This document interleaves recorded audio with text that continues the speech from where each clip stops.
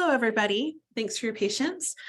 This is Dr. Melissa Durtschi with Navigating Education, and welcome to our webinar with Tiffany Feingold from I'm sorry, I was just about to say that you were with our company too, with Guiding Bright Minds. And please let us know in the chat where you're from and where you're joining us from. We like to know just where we're reaching out to. Like I said, my name is Dr. Melissa Durtschi from Navigating Education. Our office is based in Colorado State, and we focus on, the thing that we focus on here in our office is empowering students with knowledge, and our students, families with knowledge so that they can make educational decisions for their pathway. And we accomplish this in two major ways. We do evaluations for learning disabilities, and then we also do consultative services where we attend meetings like school meetings, like IEPs, 504s, and consult with families for that. A couple of housekeeping items. We would love for you, or we want to share the formatting with you. We will be having a presentation portion, and then we'll also be doing a question and answer at the end. So please be putting in your questions into the Q&A. And you can send those questions as they come up and as you're thinking of them. And our questions will be noted so that we can ask them at the end. If they relate to exactly what we're talking about at the moment, I might pop in with Tiffany and ask her throughout her presentation. Any handouts for our webinar will be linked in the video on our YouTube channel. So any of those handouts or anything like that will be there. Today, like I said, I'm here with Tiffany Feingold from Guiding Bright Minds.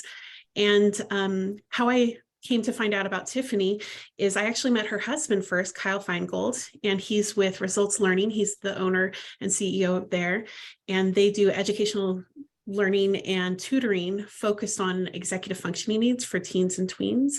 And today, and then I got to know Tiffany through Kyle, and they have this company, Guiding Bright Minds.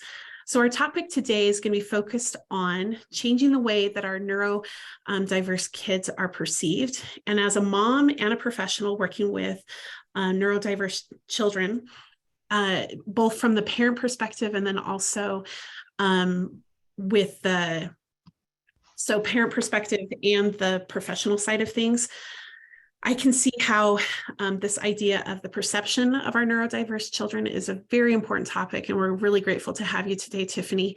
I encourage you to tell us about, for the people joining us live, we encourage you to tell us about in the chat and comments, and it'll be in the Q&A. You can just put, we did disable the chat feature, so you can put them directly into Q&A. About your role with neurodiverse children, teens, tweens, and we want to know about our audience and get some so we can direct some of our comments and questions to those joining us live. Tiffany, I'm going to invite you. I'm going to turn the time over to you to tell us more about yourself and Guiding Bright Minds, and then also about this topic of neurodiversity and perception. Welcome, Tiffany. Wonderful. Thank you. Thank you so much. Again, sorry everyone for the delay. There was a lot of technical difficulties getting started. I am going to share, let me share my screen, and I have two screens, so I'm not sure which one is the one where, where they have like the notes and stuff. So if you could let me know, let me see. When you see my screen, which are you seeing? We are seeing your presentation. Not the notes and everything. Right. I just want to make sure that what you're looking at. So just right now it says the title page, correct? Yep, correct. Okay, thank you so much. So I want to touch on this before I dive into myself and my husband. I want to talk about Neuro-Extraordinary, because that is a term that one day when people were talking about, neurodivergence and neurodistinct and some of those labels. And when I looked at all of the different stigmas that are impacting our kids, I'm like, what about neuro-extraordinary? And it can be hard to look at the diagnosis as extraordinary because there's so many misconceptions, there's so many stigmas, there's so many stereotypes based on what society, has deemed that these diagnoses means. So I want us to break it down what that means to you and how you and your neurodivergent child and your family are impacted. Because as parents, I think we also need to look at how we perceive our kids. How are we showing up for them? Understanding the limitations in our own expectations based upon how we were raised, or how we expect or society expects us to behave or to parent our children. So these are some of the aspects as I go through this that I want us to talk about in this discussion. And so that's where I wanted to, kick it off as we're going through. Just think about your own understanding of what that looks like. So guiding bright minds. I am a spouse to a neurodivergent husband, and that was my first introduction as far as, formal, I guess, introduction to understanding neurodiversity and those that are neurodivergent. And, heard from him early on those struggles, because back in the 80s, he had undiagnosed dyslexia in ADHD. So immediately he was the problem child. He was the disruptor. He was the lazy one. He was the one who couldn't try hard enough. And he did, in his journey, had that fifth grade teacher that called him the stupid one, in front of actually the class. And can you only imagine what that trajectory of his experience of school, of just confidence in any aspect, what that did from that point on?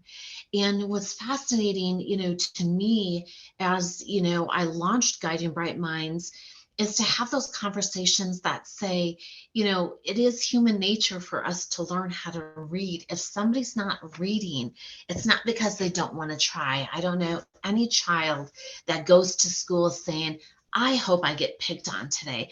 I hope I disrupt the class so much that the teacher's constantly yelling at me, that I constantly am going to the principal's office. So I want us to take the lens off to say, are our kids intentionally misbehaving because they love to be scolded and reprimanded so much? The answer probably is no. And that's where opening those eyes. And then when we had our son, when he was 3.5, he started getting kicked out of daycare, getting kicked out of swim lessons, half day kindergarten. He was in the principal's office pretty much every day, half day kindergarten. So that's 4 hours. And what's unfortunate is if there was time, and I'm not suggesting, because I know the teachers don't have time to look at every child to determine everyone's needs, but he was reading at the age of 3. He loves, and his superpowers and his strengths are helping people. So when it came time to, the ABCs, he's just sitting there thinking, I know how to read. So he was disruptive. And so what I want us to do, and it was through that process, and my husband, as Melissa mentioned, started a company 17 years ago because of his experience, results learning. He wanted to help what he likes to call out of the box learners discover the way they learn best, discover how to advocate for themselves. And through that process, he also, in working with professional, understood that there's a gap out there that helps parents. There's a gap of connecting once a parent gets a diagnosis or a child receives a diagnosis. How do they navigate this crazy system? What does that look like? And where do you go and what do you do? Because even though my husband was a professional in this industry, neurodivergent himself, I had access to a lot of professional support. I still was lost. I still felt like I was on this island alone, wondering, what do I do? How do I navigate the system? How, when he was going through the assessments, why didn't they do an autism assessment, just an ADHD? What are they looking for? Because there's so much swirling in your brain, because right now it's just like all you want to do is help your child, to have them be understood, to have them be liked, to have them be accepted just the way that they are. And so guiding bright minds through a lot of experience and a lot of understanding. We launched 2.5 years ago, and our whole premise is to let parents know, you know what, you are not alone. And we started by creating a vetted and qualified directory of professionals. We made an interview with every one of our professionals. Why are you doing what you're doing? Because when you go to the internet, it is overwhelming and it is exhausting to say, how do I do that? Where do I go? Where do I even begin? And to really create this community. And I say this in so many of my conversations, I want to hear from you as parents and you as professionals. What else would you like to learn about? What would you like to know about? And how do we work, again, collaboratively together? Because it's going to take all of us to get rid of those stereotypes, to get rid of those mindsets and those blinders that people have on, into really accepting something that might be out of their wheelhouse of understanding, and getting away from this concept of normal, because really, what is normal? So I would like, as far as from you in the chats too, where are some of those struggles? What are you looking for? How can, we work collaboratively from that parent perspective in coming together? So let's go into, I want to share this video and I hope it comes across, because one of the things that I tell people, when my son was 4 years old and he scribbled over and over again on a piece of paper that this is what his brain looks like, I tell everyone, I'm like, think if I put headphones on your head and I played Metallica as loud as I could, and then I'm going to sit there and say, listen, don't fidget, face forward, follow directions, don't talk. All the while his head is literally banging. He's getting input from so many resources that may not impact us, but he'll hear if the light's buzzing. He'll hear somebody walking down the stairs. So I loved when I found this video, because I want people to try to put themselves in the lens of what somebody might be going through on a daily basis.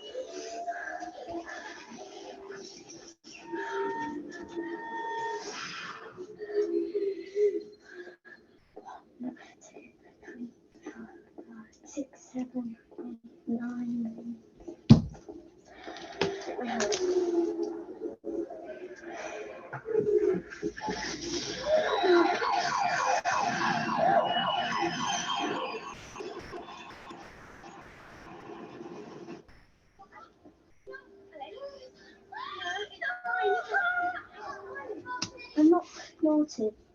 I'm autistic. And I just get too much information. So let me pause there.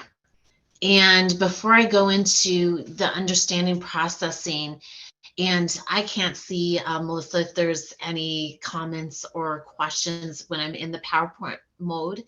So if anyone wants I'll to pop in share. if there are any comments, questions, concerns, things like that. Okay. So from that video, what are just some initial reactions that you as parents have when you see that? Does it resonate with you? Is that something you've experienced before? While we're allowing people to type in the question and answer, through my own journey as a parent, it was very interesting. And it's one of the reasons I do what I do now. It was really interesting for me to learn more about my twins were diagnosed with sensory processing disorder about 2.5. And me realizing that they were interacting with their world very differently than I was. And it gave me a lot more compassion and understanding when they had their meltdowns. I didn't realize as a new parent that that was not typical. I thought it was just having twins that they would struggle that much. I thought that it was just, I didn't realize how, how typically they were supposed to be at that young age. And so it helped me seeing things like that video, interacting with other people that had, or their children were identified with sensory processing, really helped me come to understand that my children were interacting with the world very differently. Their experience with the world was very different from mine. Yep. And that's where I think that first process in really peeling back the layers. And I have a severe fear of heights. So I was thinking from perspective, if I was at a, 23-story level building with a glass bottom, and I had to walk around the world in that glass bottom, I would be on my hands and knees, crawling around, getting by, because I could not physically do that. I think as a community, in really helping the perspective of others, and you'll see here too, because one of the things about understanding, processing, and embracing your child's diagnosis is, sharing the diagnosis with others, which I know can be so tough, and everyone has different perspectives and lenses. And that's where, through even all this conversation is doing what's best for you and your family, and making sure that you are looking at it from that lens. Because one day it hit me with our son, who in the afternoons around groups of people, he struggles. Birthday parties, he loves presents, but he hates and utterly cannot stand opening presents in front of people. He will crawl under a table. He will go behind a desk. He doesn't want to be sat there, stared at by all these people opening presents. And we were like forcing him to. And I'm like, for what? For whose purpose? For our relatives, for our friends' benefits. And so finally we stopped, and he's allowed to open them when he wants in his time frame that works best for him. And it's the same with dinner. And when there's large groups of people, and forcing him to sit there because of, what are people going to say? What's their perception of me as a mom? Am I doing it right? Am I not disciplining? Which I know all of us with neurodivergent children hear all the time, is that we're not disciplining them as best as we should. And finally, what was really, oh my gosh, pinnacle for me and my anxiety with how I am parenting, how I am showing it for my child, was finally letting go of everything of how I was raised, of how I was expected to raise my child. Maybe it was my own expectations, or maybe it was, my parents or society's or friends, and truly said, no, there's no textbook perfect outline, whether your child's neurodivergent or neurotypical. So I can't tell you how much more joy our household has when now we play charades, have 3 bites, let's play charades, run around the table, come back, have a bite. I mean, obviously we want our child to eat, but by removing, you will sit there, you will stay there for an hour, you just spent 7 hours in school holding it all together, and now you have to come home and hold it all together again. So just fine. When I talk about take care of yourself, because I know self-care, and like me, when I saw that the first time, you kind of roll your eyes like, yeah, okay. What does that mean? I'm not just talking about, like whether it's a spa or whatever. I started meditating 2 minutes a day. And I started taking care of myself because I started removing everyone else's expectations of how I should parent, of how I should raise my child. Um, and that in itself truly was a relief for me. It was liberating. It was a weight lifted off. And there is so much more peace and joy in the house when we've set different expectations based upon what our child needs, what our family needs, and what that looks like. I I'm don't so glad, want to. Tiffany, I'm so glad that you mentioned that it's what your family needs and what your child needs. So many times I talk with families about, well, what is the quote unquote best choice for my child? Should we do this? Should we do this? And with any choice, there's going to be bumps, obstacles, things like that in the way. It's not about a good choice versus a bad choice. Sometimes it's going to be good choice and good choice, but what is your family dynamic, not just for your child, but what is the family dynamic? What is best for you in this moment? And so I appreciate that you say that, the expectations of others and things like that. That was one of the things that I had to learn very early on. And I'm still struggling with sometimes because I so want to present a certain way to society in general, right? And it has been liberating and terrifying all at the same time to kind of strip that away and let my children present authentically. I think it's important to teach them, meet them where they're at, and then teach them that, here at home, this is the situation. And sometimes here's another situation. Like I don't act, sometimes how I'll frame it is if I go to an opera or a theater is a very different experience and expectations than I'm going to a football game. And so teaching them that there are different roles and things like that. I love that you say that it's going to be dependent on your family. I did have a couple of comments that I wanted to share here. Molly mentioned that her son is 3.5 and was diagnosed with ASD, which is autism spectrum disorder, this past summer. And throughout his whole life, his biggest trigger has been other kids crying and screaming. And the video really resonated with her. And I can definitely relate to, you start to hone in on those triggers or things that set them off. Also, Jennifer mentions, I appreciate the video because it always is hard to explain to others. While we don't see things the way that they do, they also don't see things the way that we do. And I think of it as kids that should wear glasses. They don't know that the rest of the world and see better than you can, and it's their normal. And it's so true. And with these things, it's not about taking it away from our children, helping them understand who they are, and that it's a beautiful thing. And some people, I love how Jennifer mentions the glasses, because some people need to wear glasses, some people don't, and that's okay. We all want to access the world around us. Some need glasses to do that, some don't. And so that comes into that accommodation piece, that it's about getting some glasses for whatever diagnosis our child has. So those were a couple of feedback from the video. Thank you.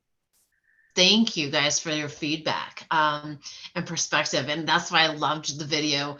I wish I would have found it, a couple years ago to share, but I'm definitely sharing this with my family so they can see from that lens. And that's where, number 2 talks about, share your diagnosis with your child and be sure to set the lens of, the strengths. Because I think sometimes too, and this is where I'm trying to find my balance, because there's so much negative stereotypes and stigmas. I don't want to go to the opposite, and like Neuro-Extraordinary, I think kind of goes to the opposite, because I wanted to make a point to say they're extraordinary brains. I mean, it is truly amazing, but I don't also want to put that pressure to say, well, now you're amazing and now you have to live up to this expectation.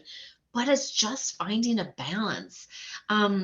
And sharing the diagnosis does include sharing strengths, sharing the amazing opportunities in which they can find their superpowers, which I'm going to go into as well, and talking with them about that and giving examples that everyone has ways to grow. Now, my son figured that out on his own because, oh my gosh, he is such a quick-witted, spunky little man. And so in second grade, he was learning this math, which math today, I'm not good at, let's just be honest, but I don't know what they're learning and what that looks like. So I had to Google some things. I think it was a vertice. I'm like, okay, isn't that geometry? Why are you learning about vertices in second grade? So I was Googling it, and he looks at me and he's like, Mommy, I thought you had a college degree and you can't do second grade math. I was like, ooh, that hurt bad. But I was like, you're right.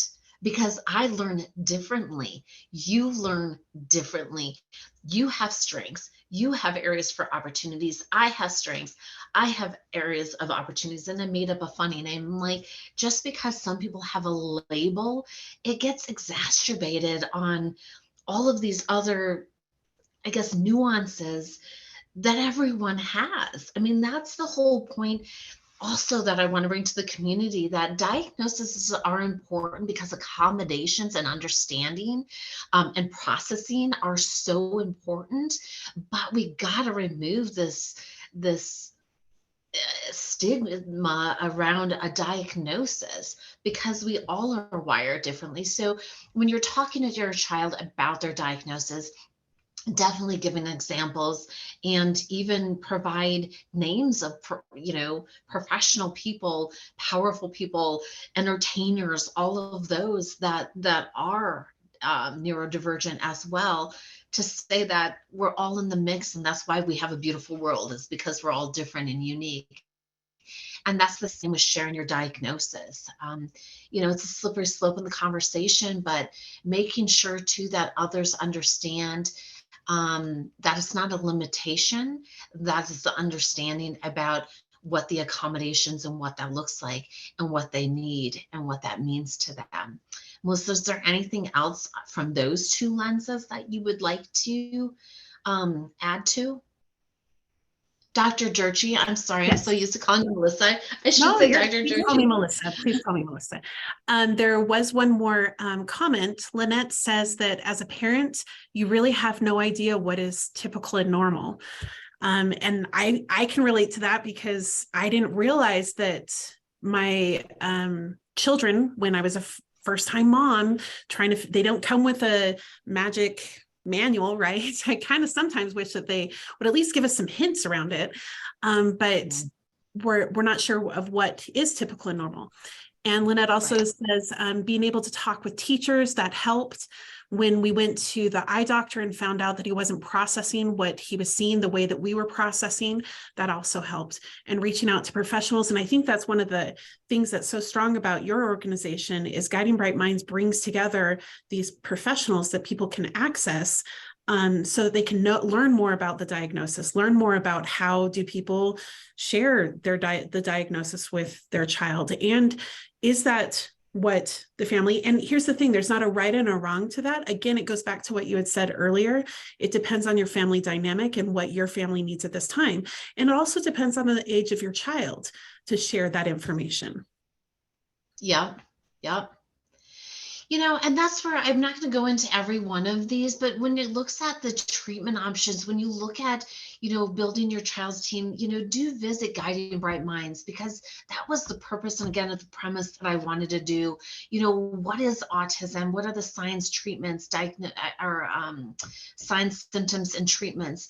When you're looking at building your child's team, and I'm going to one of my slides does talk about interviewing providers, and so we'll go into that. But through the Guiding Bright Minds website, we have those vetted professionals, and sometimes you don't know what to ask. I mean, like me in the beginning, I was like, I don't even know what I should be looking for. How are you going to help my child? And I wanted to reiterate, taking time for yourself. Again, whether it's 2 minutes, and as a parent, from parent to parent, please find and surround yourself. And I'm working on creating a community. So that will be coming out later this year where you can connect with other parents. But if you don't have parents of friends of yours who are parent of neurodivergent children, I suggest highly to start putting that as one of your goals. That's been life-changing for me. Love my friends who don't have neurodivergent children, but it's completely different with the ones who do. It's a completely different level of understanding, camaraderie, connection, and we need that. We need to feel understood, and we need to feel supported. So those are some of those areas. And this is where finding the right professional, and my suggestion is at least 3, and using your gut. And here's some of the questions, before you go into it. What is your experience in training with neurodivergent children? What is your process for evaluating and treating patients? How do you engage families? How do you determine progress is being made? And how do you collaborate with other professionals? How are we working together? So think through, and especially when it comes to pediatricians, it is a field where they're not taught about neurodiversity.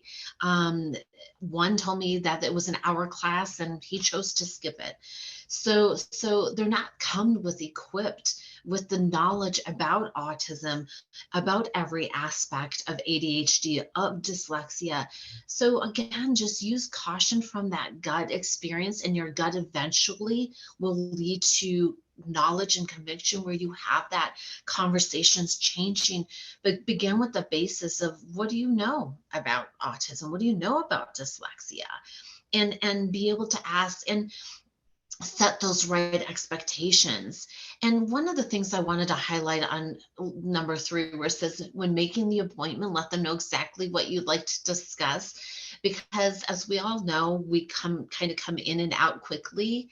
And depending on the professional, say, I'd like a minimum of at least 20 minutes, because here's the list of the things. So you don't feel like you're coming in 5 minutes and you can't really get that full attention and that full perspective, because we do want our children to make sure that they are getting the right advice. And then line 4, hire slowly and fire fast. And I use that from my old past previous life in corporate America, but I wanted, and it resonated with me, because so many of us, we make some gut-wrenching decisions. The right school, the right providers, the right care team, all that we're talking about now. And so many parents regret significantly when they wait to make a change that they know in their gut they should be making. But what's more hard in that decision is because the constant change, because we know our kiddos who are neurodivergent also struggle with transitions. So is it the transition that's going to be harmful, or is it in a position or with a treatment or with a school or with a situation that is more harmful? And I would say it's the situation and the school. And so many parents have regretted waiting to pull a child from a situation because they didn't want to keep making changes. So that's why I just wanted to add that in there of if it doesn't feel right and they're crying every day, think fast about what maybe are some alternatives, and where you can turn to resolve that, and what that impact has. And I think that's a great point to make, is because so many times we get narrowed in on what we think has to happen, and we don't realize that there are so many different options that can be available. And connecting with other people can help us know what other options might be available out there. Yeah. Well, and that, yes. And that's, to me, connected with those other people too. Also on, there's a lot of great Facebook groups. There's a lot of great other, support groups. Sometimes I don't like to look at it as just necessarily support groups, other than just interaction groups. Like, let's just get together and chat. And what's your experience and what's been successful? And we learn from that. Now this is, and I know we're coming, let's see. So I'll go through the rest of these, but But I just wanted to share again, this list of strengths is overwhelming. Oh, my picture didn't come out. I had dyslexia is a child's superpower. Autism is a child's superpower too. I really want to change that narrative of wow, what does this bring from that positive? And this list of strengths encompasses all of the different diagnosis from that lens. But that's where finding out what is that strength. I mean, my son loves to help. I mean, he is a giver. He is a sharer. He wants to make sure people are happy. And so how do I work with him on ensuring he writes notes for the neighborhood kids, which I know get annoyed with it all the time, but I'm not going to deter. I mean, he loves to just write a note to say, I hope your day is going well. And I want to make sure that that works with him. So I'm going to send in this, I have the guide for finding your child's superpowers with this, and then the strength chain has all these questions and crafts, so I'll include, so you can look at that. And it is fun. I know it's kind of for younger kids, but there's ways of looking at it for older kids as well, and honing in on what that means, what that looks like, and really celebrating that. Because one statistic that's staggering is children with ADHD hear 20,000 more negative comments by the age of 10, 20,000. So if we're removing the automatic instant parent reaction about certain things, which I know and I get is hard to do. My son who's autistic and ADHD and sensory, so we have a lot going on and twice exceptional. And it can be difficult, but then I pause and remember, what is going on in that brain and what are the beautiful strengths that he brings to the table. So, as you're thinking about that, just put in the chat too, or the Q&A section, like what are some strengths that your children are showing and bring to the forefront. And even I would write those down just so you remember that. Not to say that you won't, but again, every day is hard. From the moment my son opens his eyes, it's a negotiation every day, all day till he goes to bed. So sometimes I'm like, what are those strengths? What do I love? And give yourself grace. I mean, that's where I tell a lot of parents, give yourself grace. You've got this. Trust your gut. Remove that clamoring of society, those expectations, those looks that, people are giving because of what might be happening. They're not it's easier said, I know, than done, but let go of those and determine what's best for your family. Focus on those positive language. Let's get rid of the lazy. Let's get rid of, because my son who knows how to do his math, it's getting started. They'll look at a blank piece of paper or their math, and he does it. Once he gets going, he's done in like 2 minutes.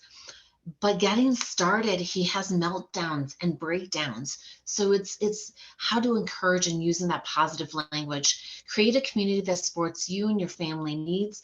Connect with parents of neurodivergent children. Find support groups, parent groups, and take time for yourself. And then guiding bright minds, you're not alone is my motto. And so we'd love to connect with you. Membership is free for us. It's just a free resource that we wanted to provide to help you through that process. And that's a lot. I mean, I went through it very fast because I know we started late, but I'll stop sharing there and come back.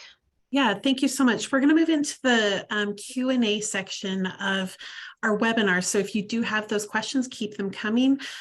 Type them in. I have a couple as you were presenting, Tiffany, that I think, and also in talking with families that work with us in our office, of similar type things that come up.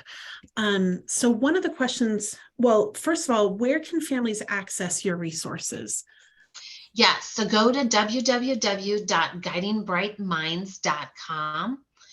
And there's ways in which you can ask questions on there, comment. If you're in the middle of your journey, reach out to me through that as well. You know, that you have a 7-year-old, a 10-year-old, a 17-year-old. Here's where you're at in your journey. You want to understand next steps. I'm here to help and guide, and provide through the past 2.5 years of creating this community. Ooh, I also want to mention, and I'll send this as well, Dr. Durtschi, about a neurodiversity resource fair that we're launching on June 24th.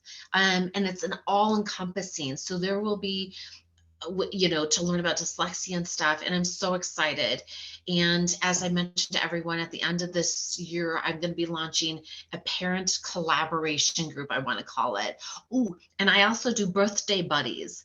Another thing with the sensory club, we're going to be launching birthday buddies because so many of our kids don't have friends. So lots of things to watch out for, but go to my website. There's articles, there's events, there's the network of amazing professionals dedicated to helping your children. And that's how you can find me. Great. Another question that I thought of was, can you think of either the one or two top things that a parent can do to encourage a strength-based view of their child for others? Like, because those things will happen where we have, you know, that a certain diagnosis or learning about your child, it can feel very limiting. So how can parents, one or two things that in your experience or talking with others, that parents could do to actively encourage a strength-based view for their child? Yes. Well, I automatically go to, when I think about this, is the biggest area in which our kids are at, which is the school system, and how to encourage that depending on where your kid's going to school. And, you know, a teacher that's overwhelmed with 26 kids doesn't have time. And this is where my word and that I go to is giving grace. As well, because they're also not taught about neurodivergence. Even your SPED teachers get a minimum of 4 or maximum of 4 hours. Your SPED, your special education, only have 4 hours on neurodivergence. So your regular ed teachers get 0. So they're coming in like, what is going on? Like the half-day kindergarten teacher for 4 hours with my son. So we started talking about, being very clear, like if your son or daughter or child has a focus on, let's say, helping or wanting to feel needed or wanted. So it's identifying, or, really great at building Legos right now. So let's go with the younger population. So how can they use that at school when building, when having a task that makes them feel that they're a part of it, that they're important, and that they're needed? And especially like with my son, who's a big disruptor. And if you think and you're annoyed with him, that only exists. Like he'll be like, oh, you think that's annoying? Let me go all in. But if the tables are turned of where, hey, Samuel, all the garbage cans need to be picked up and put in the big bin, he is all over that. So I would say, and I don't know if I'm answering your question, sorry, but it is being very clear on what triggers your child, which is standing in line, expected to have your hands at your side and stand there for 2 minutes, not touching the person in front of your bed. That's unrealistic. And for some children, some for it is, but say that will never work. You put my child in that position, it's going to be disaster every time. What you can do is have a distraction. And then once the line's finally moving, my son will open the door. My son will take all the garbage. He will lift the heavy papers. He will do everything, but don't put him in. So that's where finding the strength base is in that one slide that I had where it goes to the play, starting with playing with them, let them guide you. Don't, and I'm a controlling person where I'm like, try to control and guide. And it's like, stop, Tiffany, stop myself, and let them do that. And then sign up for some activities. We've tried soccer. Group sports aren't good for my son. He's very competitive though, and he's very aggressive. So it's like, let's try tennis. Hit this ball as hard as you want. Let's try. So we've tried various things. I know that can be costly, but look at different ways in which there's communities that offer free services as well. And there's definitely some great nonprofit, and going out and working with your child one-on-one. And then that strength chain, which is an amazing, and like I said, it has all these things that I'll be sending out that you can use to find and hone in on those strengths. But what I've done now with teachers is here's what we shouldn't do if we want to have peace, and here's what we need to have him do to avoid the chaos. Like in his third grade, the math teacher in his third grade, because he's so good, she had him teach the class one day. I can't tell you, she's never had a student do that. She's been teaching at the school for 11 years, but what that did to his confidence, and also the respect for the other kids about showcasing, but finding those that are gonna help build that. Yeah, I love those things that you shared. Two thoughts that came to my mind as you were sharing that related to my own familial experience. My son, who has some speech language things going on, some articulation, but then also the way he processes language to him can be very different than what was actually said. He'll interpret it very differently. And I'm like, I'm not sure how you just got that from what I said. So one of the things that authentically came up with, he was explaining it to me and he was like 5 at the time. He was like, Mom, my brain just feels like it's doing zoomies, because we have a puppy. And so puppies do zoomies. He's like, my brain just feels like it's doing zoomies. And it just feels like there's too many messages. So I asked him about that. I said, tell me about these too many messages. He's like, it's like they're all Coda is our dog, all Coda, and they're all zoomies everywhere. And there's just too many of them. And so I get overwhelmed. And I said, oh. And so we talked about that, and we authentically used something that he had expressed on how he was feeling. I said, and so now we can say, hey, Trevor, is this about, is your brain doing zoomies? Are there too many messages? And it's become a phrase that has been able to be used across our family when any of us get a little overwhelmed, or he's very intense sometimes. And so I can say, buddy, mommy has too many messages right now. That's a lot of information. That's so many messages.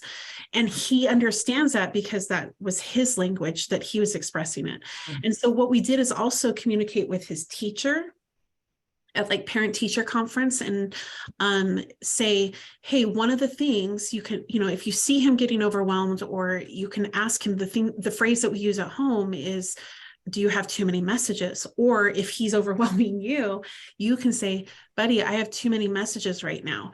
And it has been very interesting to watch the switch in our family of, instead of getting frustrated, and the yelling starts, it can be, do you have too many messages? And he can nod his head yes or no.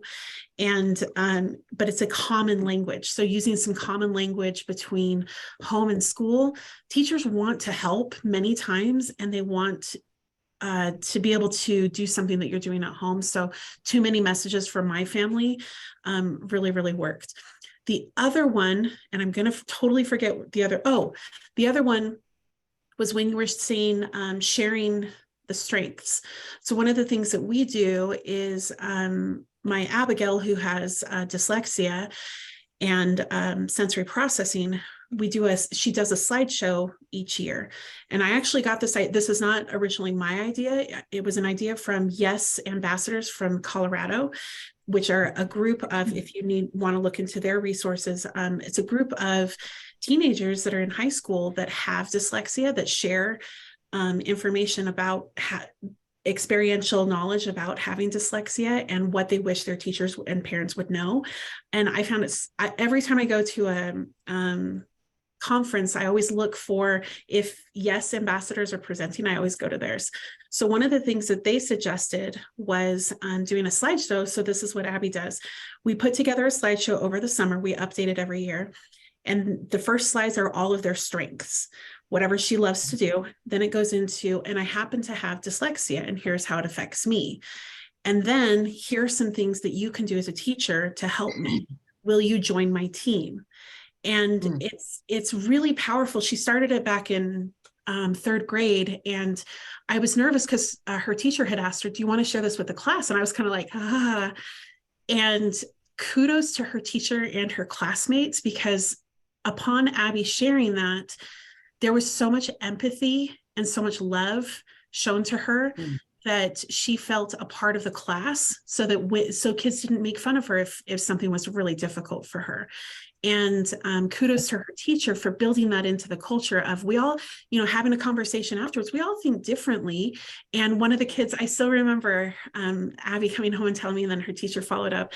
One of the kids was like, yeah, math is really difficult. And Abby's like, well, I can help you with that, and you can help me with this. And it was just a good way of explaining we all think differently sometimes, and that's okay.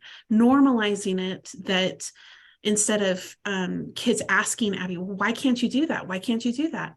It was just very upfront. And I happen to have something called dyslexia, and here's how it is for me. And it's really normalized, I think, for her being able to talk about it, being able to say, here's how it affects me. And that's okay. This is part of who I am, but it's not the only part of me. And here are all the other things about me. I love that. Wow. I love that.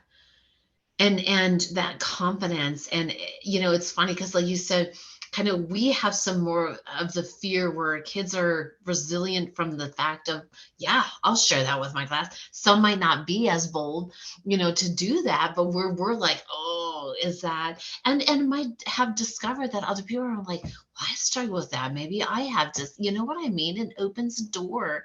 Oh, that is amazing. Kudos, like you said, to that teacher. And those are the examples of what success can look like. So I love that. Yeah, I think meeting your child where they're at, and I'm going to circle back to something you had said at the beginning, because it really, really spoke to my heart as a mom and as an educator and a doctor of education, and just hit all the points of coming to understand that this societal expectation, set it aside and focus on your child, because a lot of that is a work on ourselves. Yes. And a lot of it is me feeling, oh my gosh, I know what is expected in this situation, and we're not showing up like that. And it's really stressing me out.